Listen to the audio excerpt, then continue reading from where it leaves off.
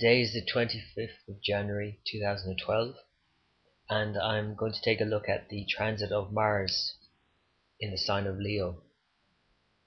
And Mars has just begun its retrograde period in the sign of Leo.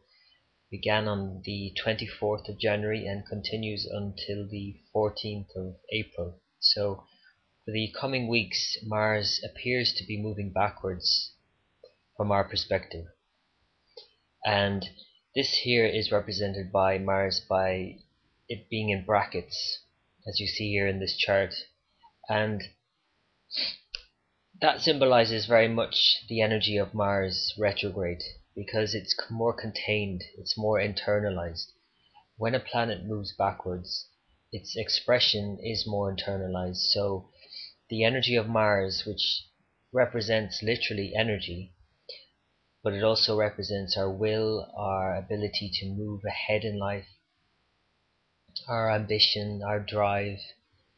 The planet that represents all of these is moving backwards, so our will, our drive, our ambition may meet with some obstruction in the outer world.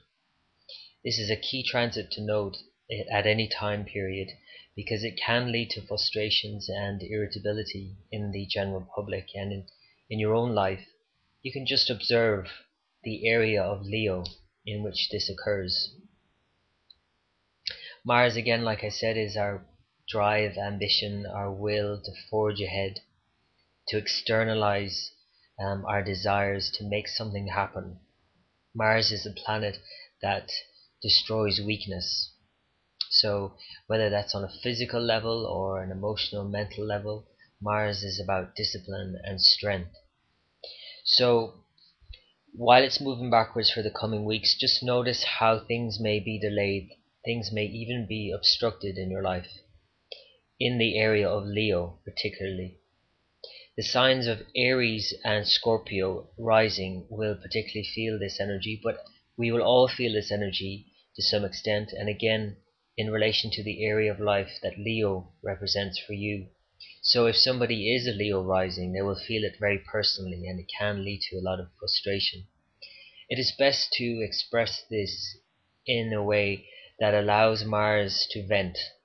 So being physically active every day and just allowing that energy to be bled every day would be very beneficial. And just being patient and practices that allow you to be patient with yourself and with others will be very important during this time period.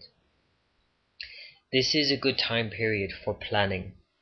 It's a very good time period for strategies that you will now put in place. And once Mars moves forward again on the 14th of April, then the energy can move forward again and things move forward.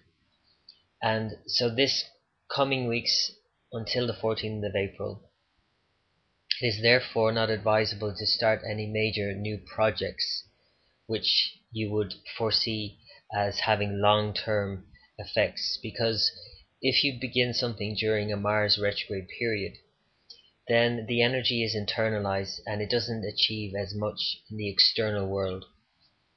It is good for building strength internally. So again, it's about planning and strategizing and perhaps going back over work that you've done and reworking something. But if you're to start something that you wish to continue, then that thing that you wish to continue will always have the energy of Mars retrograde within it.